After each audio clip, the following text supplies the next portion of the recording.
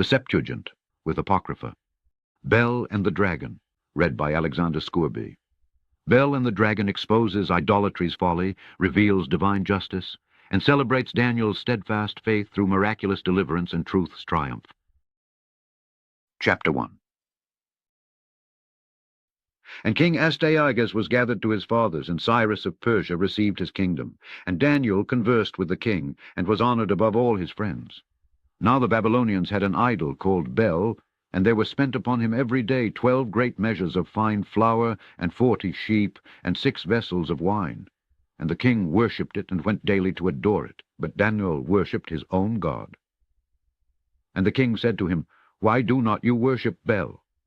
Who answered and said, Because I may not worship idols made with hands, but the living God, who has created the heaven and the earth, and has sovereignty over all flesh.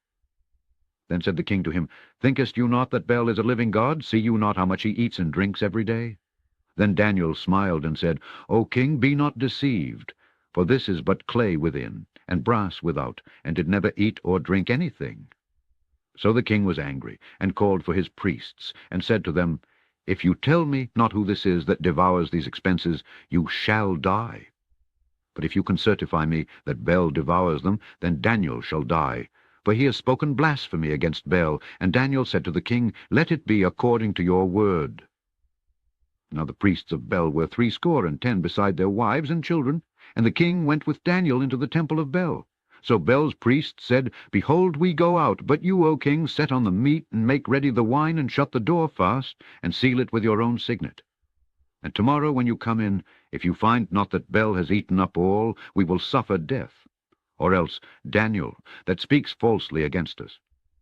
And they little regarded it, for under the table they had made a privy entrance, whereby they entered in continually, and consumed those things. So when they were gone forth, the king set meats before BEL. Now Daniel had commanded his servants to bring ashes, and those they strewed throughout all the temple in the presence of the king alone. Then they went out, and shut the door, and sealed it with the king's signet, and so departed. Now in the night came the priests with their wives and children, as they were wont to do, and did eat and drink up all. In the morning betime the king arose, and Daniel with him. And the king said, Daniel, are the seals whole? And he said, Yes, O king, they be whole. And as soon as he had opened the door, the king looked upon the table, and cried with a loud voice, Great are you, O BEL, and with you is no deceit at all. Then laughed Daniel, and held the king that he should not go in, and said, Behold now the pavement, and mark well whose footsteps are these. And the king said, I see the footsteps of men, women, and children. And then the king was angry, and took the priests with their wives and children, who showed him the privy doors where they came in, and consumed such things as were upon the table. Therefore the king killed them, and delivered BEL into Daniel's power, who destroyed him and his temple. And in that same place there was a great dragon, which they of Babylon worshipped. And the king said to Daniel, Will you also say that this is of brass? Behold, he lives, he eats and drinks. You cannot say that he is no living God, therefore worship him. Then said Daniel to the king, I will worship the Lord my God, for he is the living God. But give me leave, O king, and I shall kill this dragon without sword or staff. The king said, I give you leave.